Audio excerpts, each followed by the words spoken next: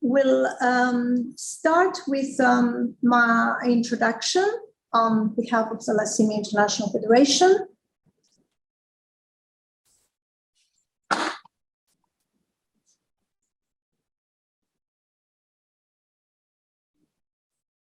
So, for those who are not aware of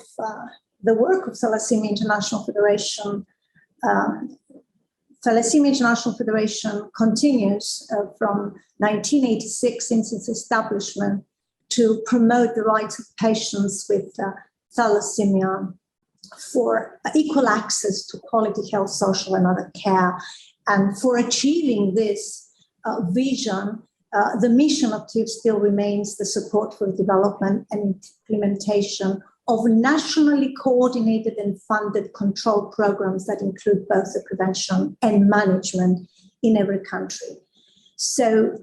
it represents the rights of patients in countries in the 6 regions of the world as these are defined by World Health Organization in the context of more than 250 thalassemia-orientated organizations, and has developed through the years official collaboration, partnership, and membership with official health-related bodies, including World Health Organization, United Nations, the European Commission, and the Council of Europe. Among its 5 pillars of activities in the context of its work, networking, education, and policy advocacy constitutes its major components. There has been, we all know, tremendous achievements through the years since the first published information on the clinical characteristics of thalassemia since 1925 to date. But we are also well aware that each country is unique with regards to the effectiveness in the control of the disorder, and that these are influenced by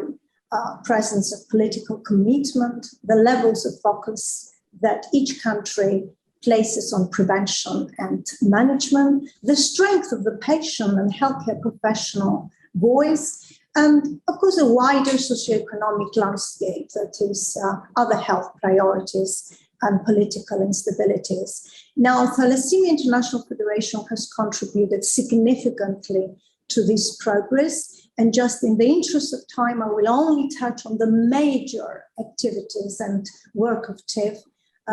which between these years, 86 and 96, has been the empowerment and the establishment of patient-oriented organizations and the strengthening of the advocacy power of the patients and their meaningful engagement at the decision level, at the decision-making level, the identification of the weaknesses and challenges through country visits, and very importantly, the establishment of an educational program and the official collaboration with World Health Organization. Between the years 1997 and 2010, the major activities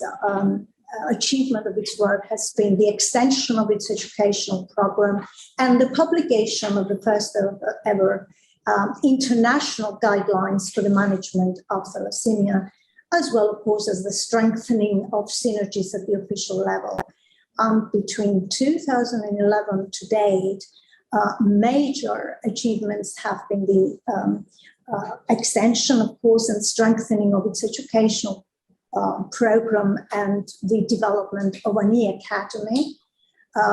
courses both on thalassemia, sickle cell disease, and lately the inclusion of rare anemias, the strengthening of the patient's voice and their advocacy capacity, as well as their official integration and participation at the regional and international decision-making level bodies, as well as the extension of its official collaboration with ECOSOC and other official health-related bodies and medical professional bodies. There has been an achievement through the years, particularly with the development of iron chelation drugs, and these are just some of the survival, the improvement of the survival in many countries through the years, with the improvement of management in countries where there has been implementation of nationally coordinated and funded programs. And there has been, and there continues to be an improvement with the development of new drugs and therapies, particularly associated and related to the establishment of orphan drug regulations in the United States and in the European Union. So there has been considerable improvement in the management, but as our Global Review 2021 being updated also in 2022, aiming to capture the patient's perspective on the availability and effectiveness of the care and services they are provided in more than 50 countries of the world. It was focusing both on the prevention, but also on issues like blood transfusion, safety and adequacy of blood, and iron load control, including monitoring and management. And despite the weakness that we have faced in relation to the paucity of reliable and or in cases of no information and data on the key parameters associated with quality and effectiveness of care, what we have faced was the realization of the huge unmet needs in more than 80 countries of the countries studied at all levels. And what is tragic is that although drugs are there, technology is available, scientific medical knowledge, expertise, and best practices have been accumulated and well published, but patients still cannot benefit. And we're looking at improving parameters like poverty, like decent work and economic growth, industry innovation and infrastructure, all aiming to reduce inequalities and provide good health and well-being for all at all ages, which are key goals of the Sustainable Development Goal Program of the United Nations by 2030. So on the chapter of iron overload control in thalassemia, which is the focus of this webinar, the investigation in the context of the work of the Global Thalassemia Review has studied those elements that, if present, available and accessible to the patients, can guarantee the potential for effectiveness. And these were two groups, whether the three currently established authorized chelating agents are available to the patients and are provided free of charge to the patients, and whether monitoring methodologies are available, standardized for accuracy, and provided free of charge. The compounded results of this investigation have resulted in the development of two gross scoring methodologies, 1 and 2, that describe the availability of those components and the effectiveness respectively. So trying to score and acknowledging the challenges that we were facing with the paucity of the data, reliable data, we try to score countries between A and D according to the availability of those parameters that are mentioned in international guidelines that can provide potential effectiveness to therapy. So, and in the same way, we have tried to score the effectiveness by looking at the mean age of patients that are related to covering 60% of the patient population in a country, the mean serotonin ferritin, the mean liver iron content, the mean MRI T2 cardiac recordings, the percentage of patients with heart and liver complications, trying to grade the countries between A and D. So although this is a complicated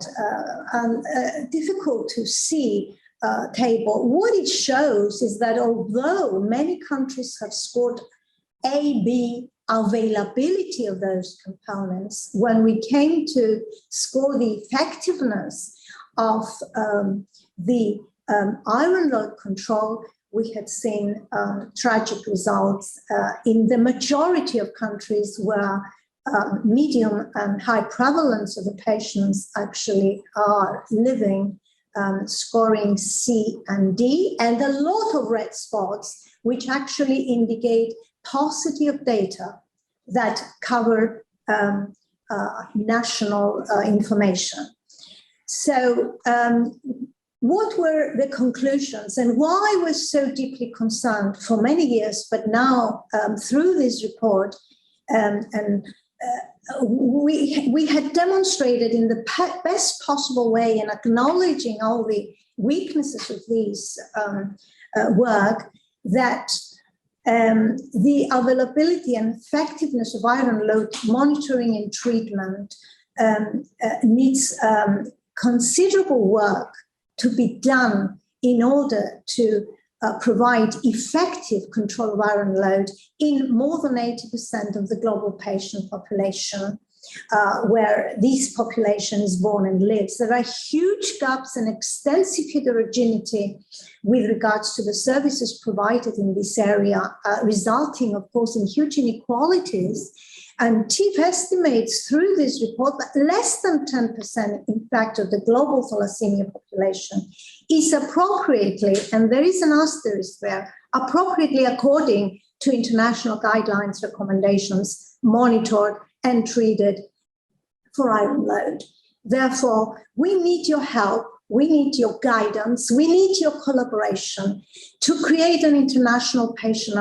iron alliance through educational programs online and other kinds of education for healthcare professionals, radiologists,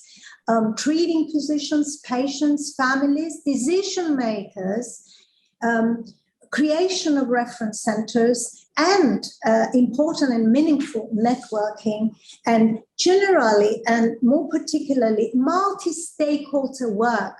Patients and families need to be fully aware why it's important to have accurate assessment of their iron load for effectiveness of their chelation, why the industry, healthcare professionals and competent authorities need to be integrated into all these efforts. And this is a slide I left behind so that we can conclude with the panelists feeding their own contribution. So thank you very much.